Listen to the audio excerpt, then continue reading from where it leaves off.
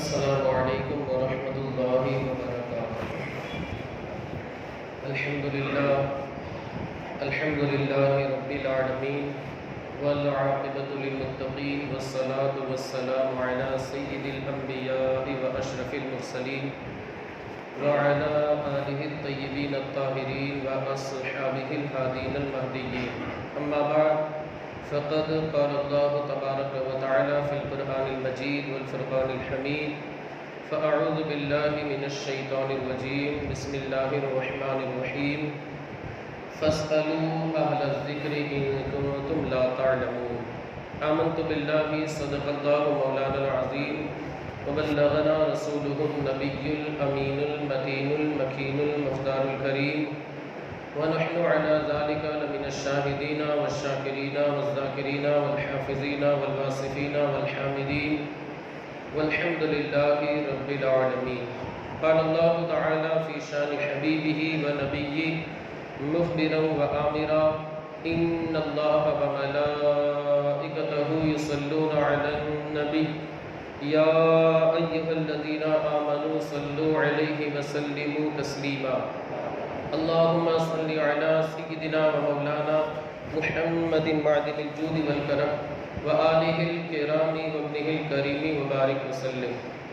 عزیزان ملت اسلامیہ، جیسا کہ ایک واٹس ایپ امیج بھی گھمائی گئی تھی، اس کو شیئر کیا گیا تھا اور اس میں یہ لکھا گیا تھا کہ آج انشاءاللہ العزیز روزے کے مسائل بیان کیے جائیں، اور مختصر سے زکوٰۃ کے روزے کے مسائل بیان کرنے کے بعد اگر وقت مل گیا تو ٹھیک، ورنہ تو انشاءاللہ اگلے جمعہ کو زکوٰۃ کے مسائل بیان کیے جائیں۔ تقریریں تو آپ پورا سال سنتے رہتے ہیں، پورا سال تقریریں ہوتی ہیں، خطابات ہوتے ہیں، لیکن یہ مسائل کی محفلیں بہت کم ہوتی ہیں۔ عوام اہل سنت کو، آپ حضرات کو مسائل معلوم نہیں رہتے، اس وجہ سے کبھی کبھی ایسا ہوتا ہے کہ بندے کی نماز ہی نہیں ہو رہی ہے، بندے کا روزہ ہی نہیں ہو رہا ہے، بندہ جو عبادت کر رہا ہے اسے ایسا لگ رہا ہے کہ میری عبادت صحیح ہو رہی ہے، حالانکہ شریعت کے حساب سے، شریعت کا جو قانون ہے، شریعت کا جو اصول، نیم، رول جسے آپ کہہ سکتے ہیں، اس کے مطابق اس کی نماز، اس کا روزہ، اس کا حج، اس کی زکوٰۃ کی ادائیگی درست نہیں ہو رہی۔ تو اس وجہ سے میں چاہتا ہوں کہ آج روزے کے مسائل آپ حضرات کے گوش گزار کروں۔ قرآن عظیم میں اللہ رب العزت ارشاد فرماتا ہے، فَاسْأَلُوا أَهْلَ الذِّكْرِ، اے لوگوں تم علم والوں سے پوچھو، ان کنتم لا تعلمون، اگر تمہیں معلوم نہیں ہے، پتہ نہیں، یعنی علم دین حاصل کرنا ہے، کوئی چیز پتہ نہیں ہے تو اپنی جانب سے ہم جواب دیں، ایسا نہیں ہونا ہے، بلکہ ہمیں علماء کرام سے رابطہ کرنا ہے، پڑھے لکھے لوگ ہیں ان سے ہمیں کانٹیکٹ کرنا ہے۔ تو انشاءاللہ العزیز روزے کے مسائل بیان کیے جائیں گے، آپ بغور سماعت فرمائیں، اگر کچھ نہیں سمجھ میں آتا ہے بعد میں آپ پوچھ سکتے ہیں۔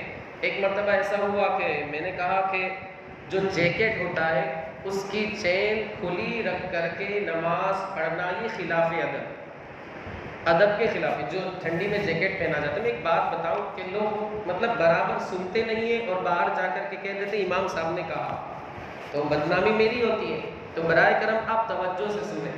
ایک صاحب میں نے مسئلہ بتایا مسجد کے اندر ہی جمعہ میں کہ جیکٹ کو پہن کر نماز تو ہو جائے گی، لیکن اس کی چین اگر ہم کھلی رکھ کر کے جسے ضد کہتے ہیں نماز پڑھ رہے ہیں تو یہ خلاف ادب ہوگی، نماز تو ہو جائے گی لیکن خلاف ادب ہوگی۔ اب ایک صاحب نے یہ کہا ڈائریکٹ جا کر کے کہ امام صاحب نے کہا کہ جیکٹ پہن کر نماز پڑھنے سے نماز نہیں ہوگی۔ وہ کتنے سارے لوگ جیکٹ پہن کے نماز پڑھتے، ٹھنڈی میں انسان کیا کرے گا، جیکٹ اتار دے گا تو پھر اس کی نماز پڑھنی پڑے گی، یہ نوبت آ جائے گی۔ اتنی ٹھنڈی رہتی ہے، یہاں تو کم رہتی ہے لیکن دوسرے علاقوں میں بہت زیادہ رہتی ہے۔ تو اسی وجہ سے میری گزارش ہے آپ غور سے سنیں، نہیں سمجھ میں آتا ہے آپ مجھ سے آ کر کے کنفرم کریں کہ آپ نے یہ بتایا یا ہمیں سمجھ میں نہیں آیا، ہمیں سمجھائیے۔ انشاءاللہ جو بھی آپ وقت مانگیں گے میں دوں گا، اس کا کوئی چارج نہیں لگے گا، لیکن آپ کی بارگاہ میں گزارش ہے کہ آپ غور سے مسئلے کو سنیں۔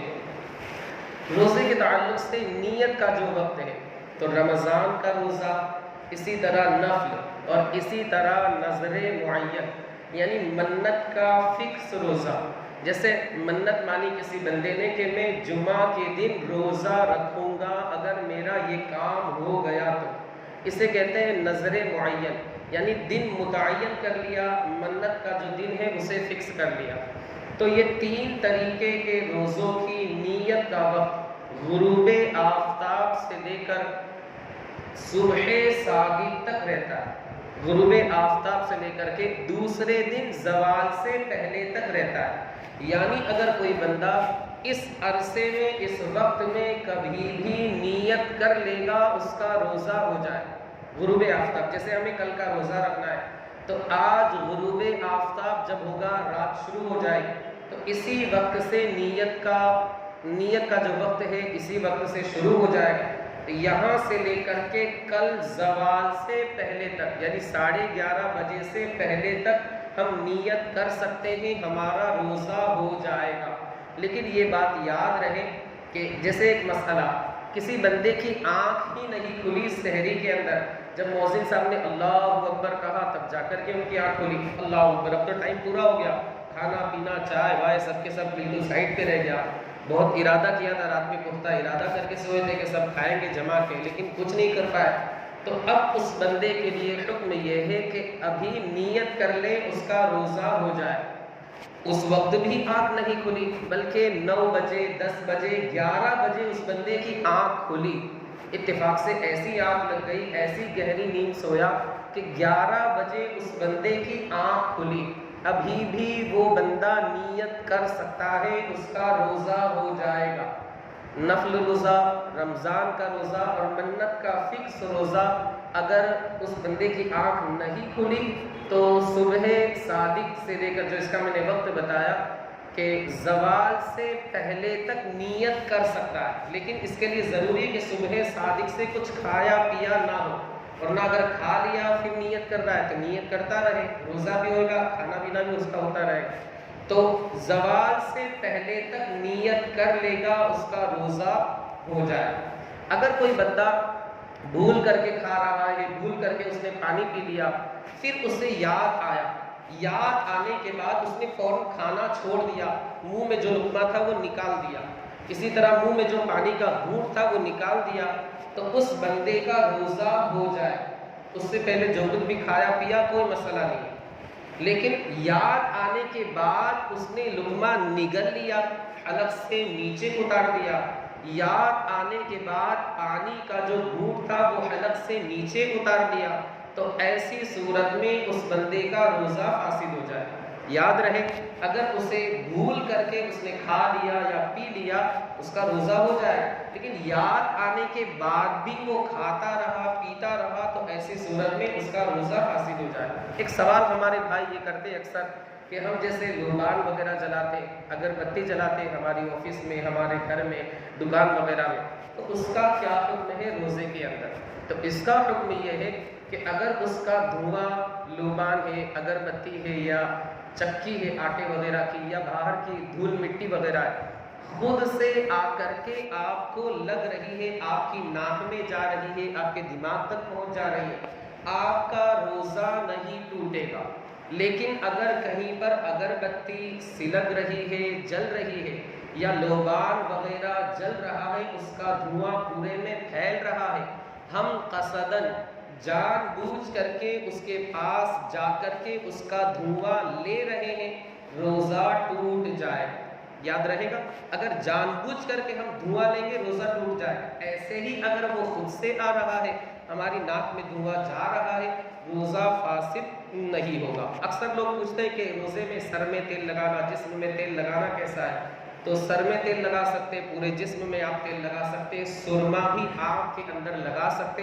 اگرچہ کبھی کبھی ایسا ہوتا ہے آنکھ میں سرما لگانے کی وجہ سے گلے کے اندر حلق میں کچھ کھارے پن کا احساس ہوتا ہے، اور آپ اگر تھوکیں گے تو کالا کالا پانی بھی نکلے گا، وہ سرما ہی ہوتا ہے۔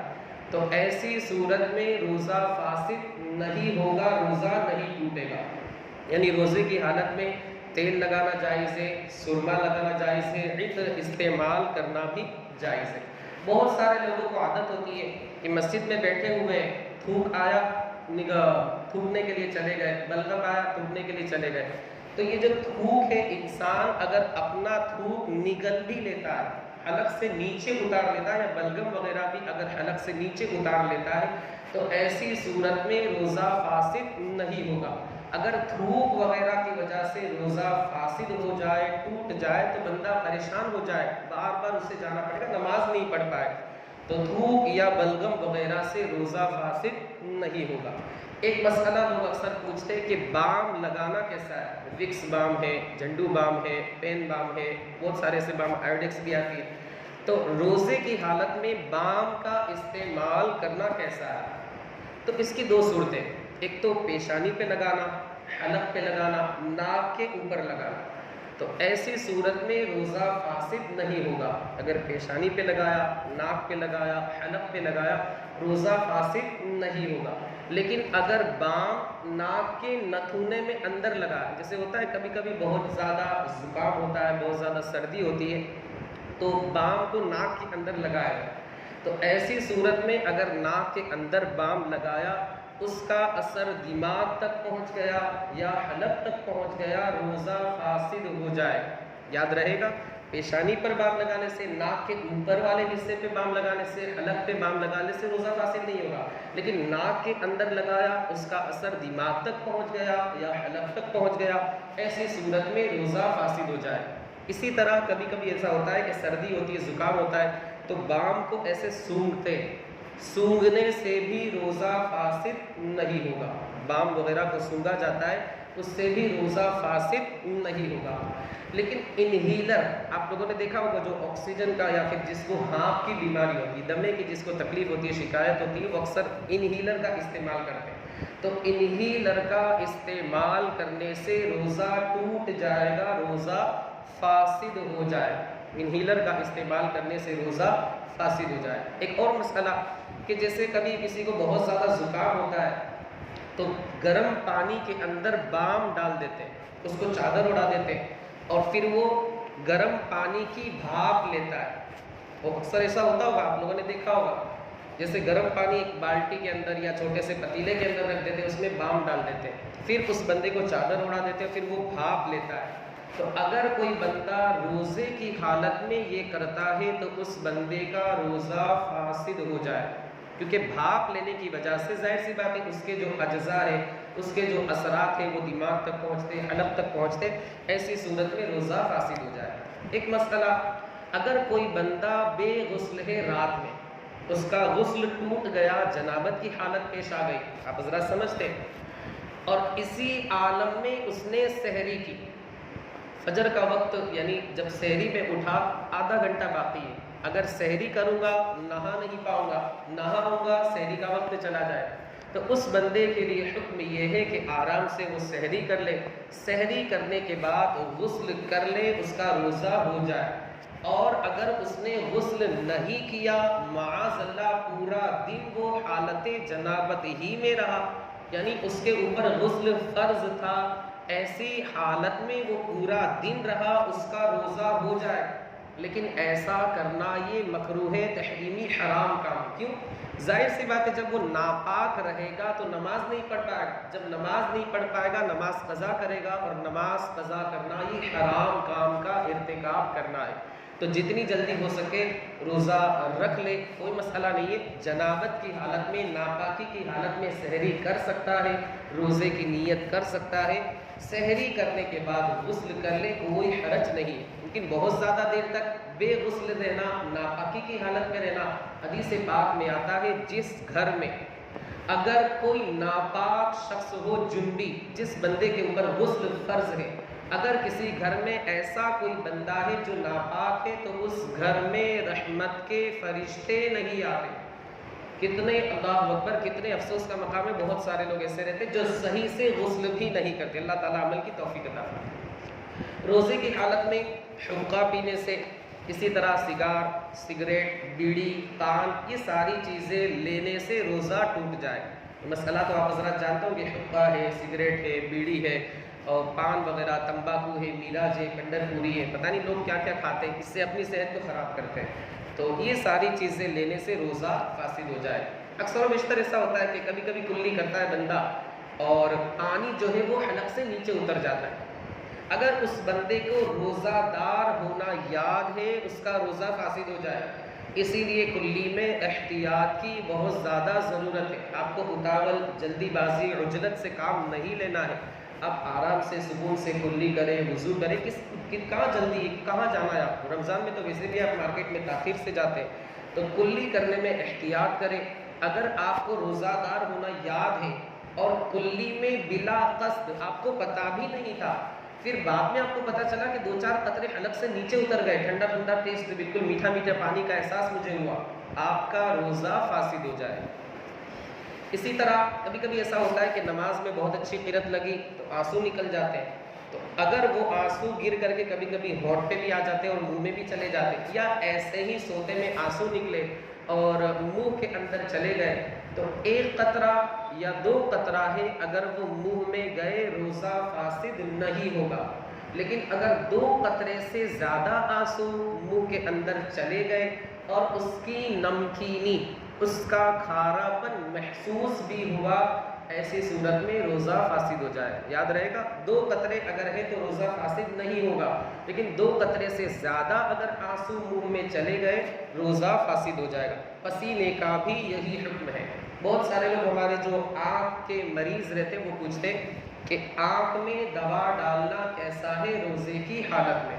تو آنکھ میں دوا ڈالنے سے روزہ فاسد نہیں ہوگا. آنکھ میں روزے کی حالت میں دوا ڈالنا جائز ہے، اس سے روزہ فاسد نہیں ہوگا. ہاں، کان میں دوا ڈالنا، کان میں تیل ڈالنا، کان میں پانی ڈالنا، اسی طرح ناک میں کوئی ڈراپر وغیرہ کے جو قطرے ٹپکائے جاتے ہیں، تو یہ ساری چیزیں کرنے سے روزہ فاسد ہو جائے. کان میں جان بوجھ کر پانی ڈالنے سے، جان بوجھ کر دوا ڈالنے سے، جان بوجھ کر تیل ڈالنے سے روزہ فاسد ہو جائے. اسی طرح ناک کے اندر ڈراپر کے ذریعے جو قطرے بہائے جاتے، ڈالے جاتے، تو اس سے بھی روزہ فاسد ہو جائے. ہمارے بہت سارے بھائی پوچھتے ہیں کہ روزے کی حالت میں بلڈ ٹیسٹ کرانا کیسا ہے؟ روزے کی حالت میں بلڈ ٹیسٹ، خون ٹیسٹ کرانا کیسا ہے؟ تو روزے کی حالت میں بلڈ ٹیسٹ کرانا جائز ہے، کوئی حرج نہیں ہے. اسی طرح روزے کی حالت میں خون ڈونیٹ کرنا، بلڈ ڈونیٹ کرنا کیسا ہے؟ تو یہ بھی جائز ہے، کوئی حرج نہیں. لیکن اکثر و بیشتر ایسا ہوتا ہے کہ وہ 250 یا 300 ملی گرام کچھ وہ خون لیتے ہیں جو بلڈ کیمپ وغیرہ رہتے ہیں، تو انسان کے جسم سے تقریباً 250 یا 300 ملی گرام کچھ ملی لیٹر وہ کچھ خون لیتے ہیں. ظاہر سی بات ہے اتنا سارا خون اگر انسان کے بدن سے لے لیا جائے گا وہ کمزور ہو جائے گا. تو ایسی صورت میں روزے کی حالت میں بلڈ ڈونیٹ کرنا یہ مکروہ ہے. روزہ نہیں ٹوٹے گا لیکن مکروہ ہے. کیوں؟ اس لیے کہ جب وہ خون دے دے گا 250 ملی لیٹر یا 300 ملی لیٹر تو کمزور ہو جائے، روزہ مکمل نہیں کر پائے. تو بلڈ ڈونیٹ کرنا جائز ہے، لیکن اگر کوئی بندہ ایسا ہے کہ کمزور ہو جائے گا، روزہ مکمل کرنے میں اس کو تکلیف ہوگی، تو اس بندے کے لیے مکروہ ہے. روزے کی حالت میں انجیکشن لگوانا کیسا ہے؟ جائز ہے، کوئی حرج نہیں. روزے کی حالت میں باٹلے چڑھانا، بوتل چڑھانا جسے کہتے ہیں گلوکوز وغیرہ، تو وہ بھی جائز ہے، اس میں کوئی حرج نہیں. ہماری اسلامی بہنیں اکثر و بیشتر سوال پوچھتی ہیں کہ جیسے رمضان کا مہینہ آتا ہے، 8-10 دن کچھ روزے ان کے معاف رہتے ہیں، تو اگر ہم کوئی ایسی ٹیبلٹ پیتی ہے، جیسے ان کا سوال رہتا ہے کہ اگر وہ کوئی ایسی ٹیبلٹ پیے جن کی وجہ سے مہینہ نہ آئے، تو ویسے تو شریعت کے اعتبار سے جائز ہے. اگر مہینہ رک گیا، نہیں آیا، ان پر روزے فرض ہو جائیں. یہ مسئلہ یاد رکھیں، آپ بتائیں جا کر کے گھر پہ کہ اگر ٹیبلٹ لے لی اور وہ خون رک گیا تو روزے فرض ہو جائے. اب اگر وہ روزے چھوڑ دی تو پھر معاذ اللہ گناہ گار ہوگی. لیکن علماء فرماتے ہیں کہ ایسی ٹیبلٹ استعمال کرنے سے اس کی صحت پہ نقصان پڑتا ہے. ظاہر سی بات ہے یہ انسان کی بنائی ہوئی چیز ہے. جو نیچرلی چیز رہتی ہے وہ نیچرل، جو آرٹیفیشیل رہتا ہے وہ آرٹیفیشیل رہتا ہے. آگے جا کر کے اس کا سائیڈ ایفیکٹ ہوتا ہے، منفی اثر ہوتا ہے. جائز تو ہے لیکن اپنی صحت کو نقصان پہنچانے کی شریعت اجازت نہیں دیتی. جب شریعت کی جانب سے اجازت ہے کہ بعد میں ان روزوں کی قضا کرنی ہے، تو پھر زبردستی اپنی جانب سے خون کو روکنا، اپنے آپ کو تکلیف میں ڈالنا، شریعت اس کی اجازت نہیں دیتی. البتہ اگر کسی نے ٹیبلٹ لے لی، خون رک گیا، اب ان روزوں کا رکھنا رمضان کے مہینے میں ضروری ہے. کوئی اگر حمل سے ہے، پریگننٹ جسے کہا جاتا ہے، یا دودھ پلانے والی ہے، تو یا کوئی بہت زیادہ مریض ہے، بیمار ہے، کہ اگر یہ لوگ روزہ رکھیں گے تو حمل میں یا تو اس عورت کا انتقال ہونے کا ڈر ہے یا پھر اس کے بچے کے انتقال ہونے کا ڈر ہے. ظاہر سی بات ہے بھوک لگتی ہے, خون وغیرہ کی بھی ضرورت رہتی ہے. اسی طرح کوئی دودھ پلانے والی خاتون ہے, اگر وہ روزہ رکھے گی تو پھر اس کے یا اس کے بچے کے ہلاک ہونے کا اندیشہ ہے. تو یا پھر کوئی مریض ایسا ہے جیسے اکثر و بیشتر شوگر کے مریض رہتے ہیں جن سے بھوک برداشت نہیں ہوتی اور ان کو گولی لینا ضروری ہوتا ہے, تو ایسے لوگوں کے لیے اجازت ہے کہ رمضان کے مہینے میں روزہ نہ رکھیں بعد میں, لیکن ان پر قضا ضروری ہے. یہ بات یاد رہے, بعد میں ان پر قضا ضروری ہے. اور جیسے گھر میں چھوٹے چھوٹے بچے رہتے ہیں تو ان کی غذا جو ہے اسے نرم کرنا رہتا ہے. وہ بڑی ظاہر سی بات ہے بڑی بڑی چیزیں تو کھائیں گے نہیں, بسکٹ وغیرہ دودھ میں ڈال دے وہ کھا لیں, لیکن جیسے روٹی وغیرہ ہے تو اس کو چبا کر کے باریک کرنا پڑتا ہے. ماں اکثر ایسا کرتی ہے پھر کھلاتی. تو روزے کی حالت میں ماں کے لیے یہ کرنا جائز ہے, لیکن اس سے وہ غلط فائدہ اٹھا کر کے اس چبانے والے جو حصے کو یعنی جو روٹی وغیرہ ہے اسے حلق سے نیچے نہ اتار, بلکہ چبا کر کے نرم کر کے باریک کر کے ملائم کر کے اپنے بچے کے لیے کرے. اپنے لیے اگر وہ کرے گی حلق سے یہ ساری چیزیں نیچے اتر جائے گی تو اس کا روزہ فاسد ہو جائے گی. مختصر سے مسائل تھے, آپ کو اگر کچھ پوچھنا ہو تو آپ بعد میں مجھ سے پوچھ سکتے ہیں. ویسے پرسوں حضرت سیدہ خدیجہ الکبریٰ رضی اللہ تعالی عنہا کا یوم وصال ہے, تو انشاءاللہ بعد ظہر اندرپورہ بدری اسٹریٹ مسجد میں, اینٹ والی مسجد میں اس ناچیز کا بیان رکھا گیا. حضرات اس میں شرکت کریں. ایک بات عرض کر کے اپنی گفتگو کو ختم کر دوں, پھر انشاءاللہ آپ کو سنتوں کا موقع دے دیا جائے. حضرت خدیجہ الکبریٰ رضی اللہ تعالی عنہا, ان کی سیرت کا مطالعہ کریں تو ہماری اسلامی بہنوں کے لیے ان کی سیرت نمونہ عمل. حضور اکرم صلی اللہ علیہ وسلم اعلان نبوت سے پہلے غار حرا جو کہ 2500 میٹر کی دوری پر ہے, اتنی بلندی پر, اللہ اکبر, آج کل اگر ہم جائیں نہیں چڑھ پائیں, 4-5 پانی کے بوتل لینے پڑتے. حضور اکرم صلی اللہ علیہ وآلہ وسلم عبادت کے لیے وہاں پر جاتے, تشریف لے جاتے.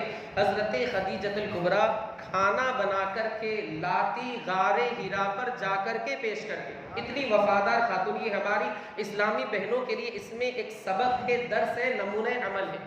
ایک مرتبہ کی بات ہے, حضرت سیدنا جبریل امین اللہ کے رسول کی بارگاہ میں آتے, عرض کرتے یا حبیبی یا رسول اللہ علیہ الصلوۃ والتسلیم, اللہ رب العزت ارشاد فرماتا ہے خدیجہ الکبریٰ آپ کے لیے کھانا بنا کر کے غار حرا کی چوٹی پر آ رہی ہے, جب آئے تو اسے اللہ کی جانب سے سلام کہنا اور اس سے ارشاد فرمانا اللہ نے اس کے بدلے میں جنت کے اندر تیرے لیے محل تیار کر رکھا. تو یہ ہماری اسلامی بہنوں کے لیے, خواتین کے لیے اس میں ایک درس ہے, سبق ہے کہ وہ شوہروں کا کیسے خیال رکھے, کس طریقے سے لحاظ رکھے. اللہ رب العزت ہماری اسلامی بہنوں کو حضرت سیدہ خدیجہ الکبریٰ رضی اللہ تعالی عنہا کے نقش قدم پر چلنے کی توفیق رفیق عطا فرمائے. استغفر اللہ ربی من کل ذنب واتوب الیہ وآخر دعوانا